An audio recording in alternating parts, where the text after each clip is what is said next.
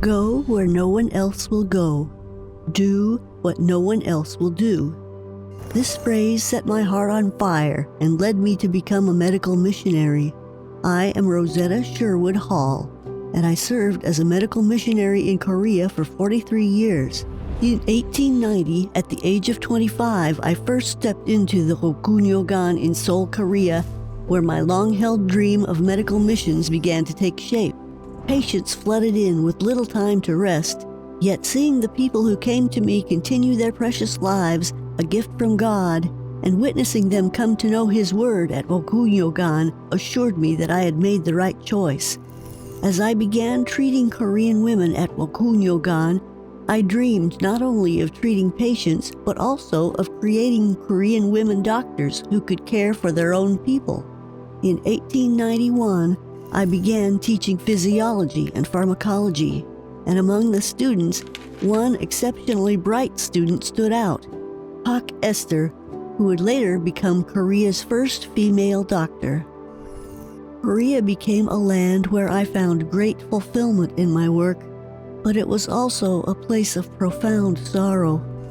It was here that I married fellow Methodist missionary William James Hall, and we were blessed with 2 children, Sherwood and Edith. However, both my husband and our daughter Edith returned to God here on Korean soil. Though I poured out my grief and questioned why God would send me such trials, I could not leave Korea. There were still so many patients suffering from illness and young students filled with a passion to become female medical professionals. Leaving Seoul, I dedicated my days to caring for women, children, and the blind at Gyeonghaeyewan in Pyongyang, doing my utmost in all that I could. Together with my colleague, Dr. Cutler, we established a medical training program for aspiring female doctors in Korea. Yet we were not fully equipped to provide the entire professional medical education on our own, so we connected these young women with medical schools both in Korea and abroad. As a result, from 1918, Korean female doctors began to emerge. In 1917, I returned to Seoul to work at the Lillian Harris Memorial Hospital, fully committing myself to the education of Korean women doctors. By 1921, I had established another women's hospital in Incheon, where I sent Korean women doctors to treat patients. As each new year passed, seeing these women graduate, become doctors, and work at Lillian Harris Memorial Hospital, Gyeonghaeyewan, and Incheon Women's Hospital as professional women making their mark on society gave me great conviction in my work.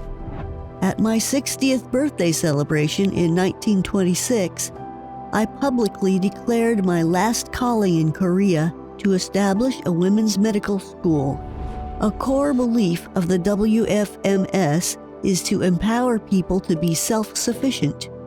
In September 1928, the Chosun Women's Medical Training Institute, where this spirit would truly come to life, opened in the home of my longtime colleague, Ella Lewis.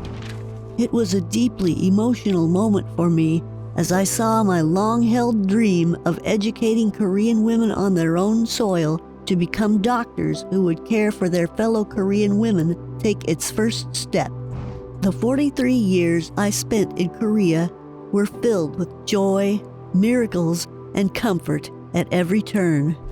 Rokunyogan and Lillian Harris Memorial Hospital were places of healing and hope for the marginalized and forgotten in Korean society. For me, they were precious places where I could realize my dream and grow.